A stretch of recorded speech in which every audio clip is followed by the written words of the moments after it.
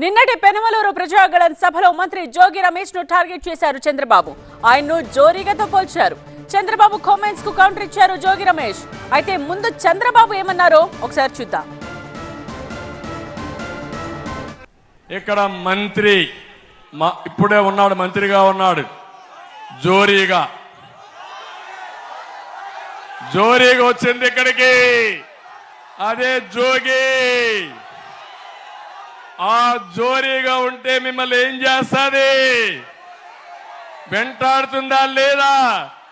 నీ చెవుల్లోకి వస్తే ఏమవుతుంది? బొక్కబడిపోతుంది. తమ్ముళ్ళు, మీ భూములు జాగ్రత్తను. చంద్రబాబు తనపై చేసిన వ్యాఖ్యలకు కౌంటర్ ఇచ్చారు మంత్రి జోగి రమేష్. దీనిపై మరింత సమాచారం మా చీఫ్ రిపోర్టర్ ఎంపీ రావు అందిస్తారు. ఉయ్యూరులో ప్రజాగళం సభలో చంద్రబాబు చేసిన వ్యాఖ్యలపై స్పందించేందుకు పెనమలూరు వైసీపీ ఇన్ఛార్జ్ మంత్రి జోగి రమేష్ ఉన్నారు. సార్, నిన్న చంద్రబాబు కామెంట్స్ చూసాం. మిమ్మల్ని తరిమికొట్టే రోజులు దగ్గరలోనే ఉన్నాయంటూ కూడా ఆయన హెచ్చరించినటువంటి పరిస్థితి. ఎలా చూస్తారు ఈ కామెంట్స్ని?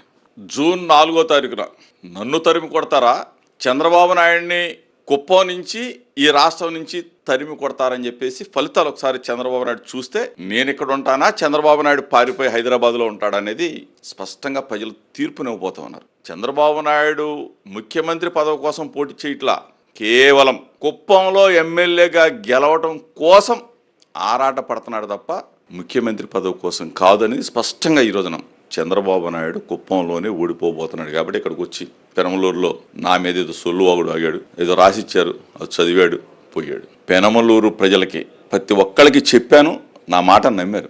24/7 సర్వీస్ చేస్తానని చెప్పా, మీ దగ్గరే ఉంటానని చెప్పా, మీ కష్టాల్లో పాలు పంచుకుంటానని చెప్పేసి నియోజకవర్గ అభివృద్ధికి శాయశక్తులా కృషి చేస్తానని చెప్పాను. అదేవిధంగా ప్రజలు నమ్మారు. కాబట్టి ఈరోజు ఏ సర్వేలు చూసుకున్నా రాష్ట్రంలో జగన్మోహన్ రెడ్డి గారికి ఎదురులేదు, పెనమలూరులో జోగి రమేష్కి ఎదురులేదని చెప్పేసి అన్ని సర్వేలు కూడా స్పష్టంగా చెప్తా ఉంటే చంద్రబాబు నాయుడు సొల్లు మాటలు ఎవడంటాడు? వాడు చంద్రబాబు నాయుడు దిక్కులేని వాడు.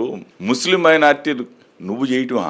నీ హయాంలో 2014 నుంచి 19 దాకా నీ మంత్రివర్గంలో ఒక్క ముస్లిం మైనార్టీలకి మంత్రి పదవి ఇవ్వలేకపోయావు చంద్రబాబు నాయుడు. నీకు సిగ్గుందా?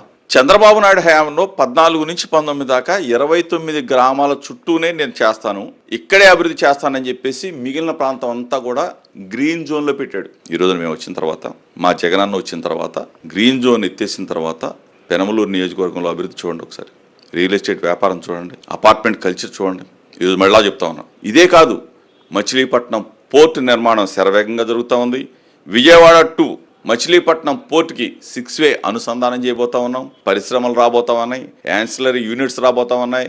ఉద్యోగ ఉపాధి అవకాశాలు మా ప్రభుత్వంలో మా జగనన్న కల్పించబోతా ఉన్నారు. సో ఇది జూన్ 3 తర్వాత ఎన్నికల ఫలితాల తర్వాత చంద్రబాబునే ఏపీ నుంచి తరిమి కొడతారని చెప్పేసి కూడా జోగి రమేష్ చంద్రబాబుకి కౌంటర్ ఇస్తున్నారు. కెమెరా పర్సన్ సుధీర్తో ఎంపీ రావు, TV9, ఇబ్రహీంపట్నం, ఎన్టీఆర్ జిల్లా. చంద్రబాబుకు మంత్రి జోగి రమేష్ సవాల్ విసురుతున్నారు. దమ్ముంటే చంద్రబాబు అభివృద్ధిపై చర్చకు రావాలి అంటున్నారు జోగి రమేష్.